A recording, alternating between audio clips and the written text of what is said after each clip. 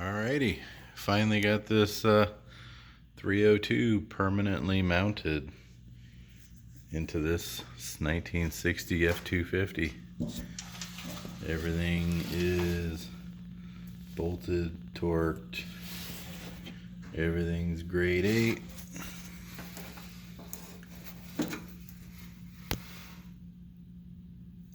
Everything's got lock washers on every side. Obviously there's still metal shavings everywhere from drilling these holes. I was originally thinking about welding those tubes inside there, and then I actually looked up the manual for these motor mount swap kits, and it says it recommends to bolt them in, because if you ever need to take the cross member out, and if it's welded in the full extended,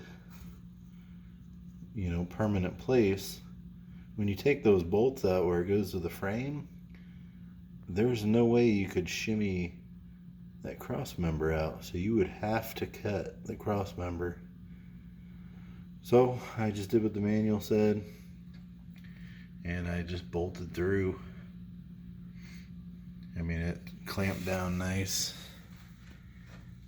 Shouldn't have any problems. And then too, if for whatever reason there happens to be a problem down the road, okay, cool. Just go back and weld it up. I don't foresee any kind of issue.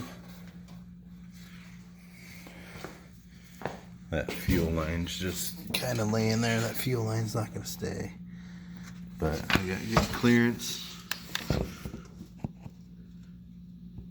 Everything should miss. Everything's out of the way.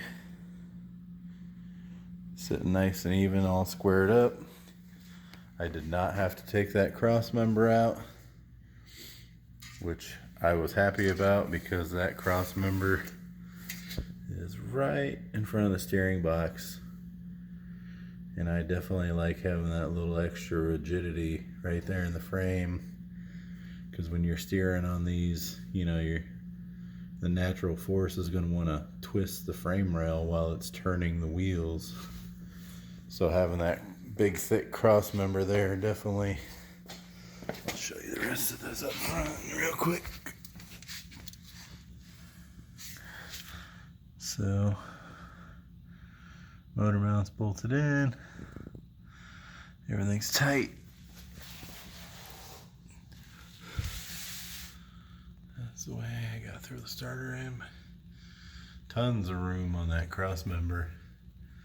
It's over an inch above, so that worked out much better than I was expecting. The clutch fork and everything, tons of room over there.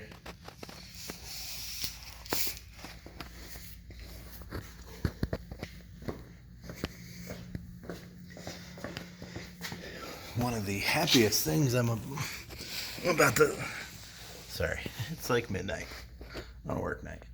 One of the things I am most happy about, everything's grade 8.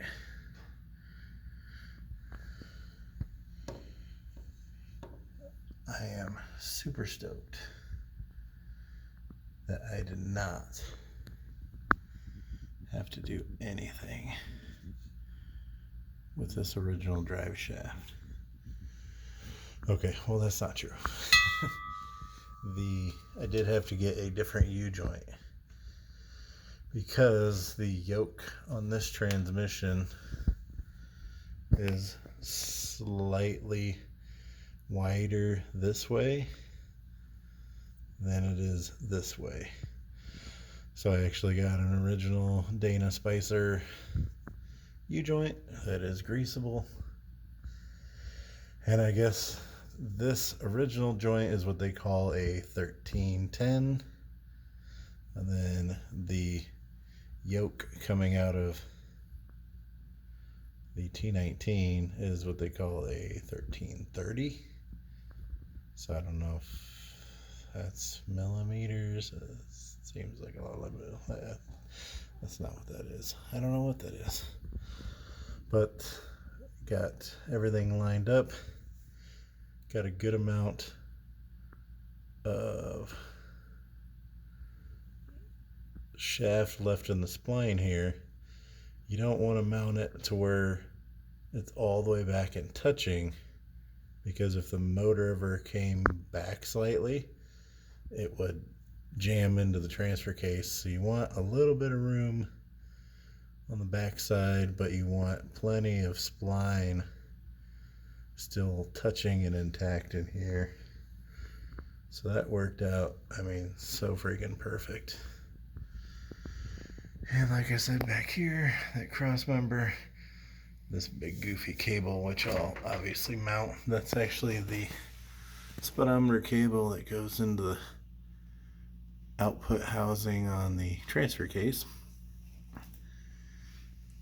On this setup, I mean, well, any four-wheel drive setup, your speedometer always hooks to the end of the transfer case, because obviously if you put it in low range and the speed output was on the transmission, fourth gear on the transmission would think it's going, 60 miles an hour, whatever RPM you're turning. But in reality, if you're on low range, you're going like 15, not that much, but 30, whatever.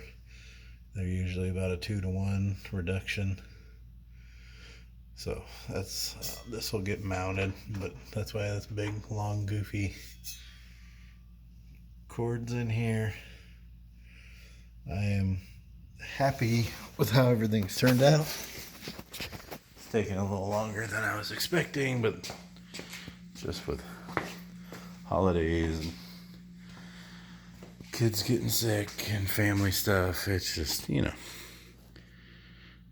typical things to keep you out of the garage, but no big deal.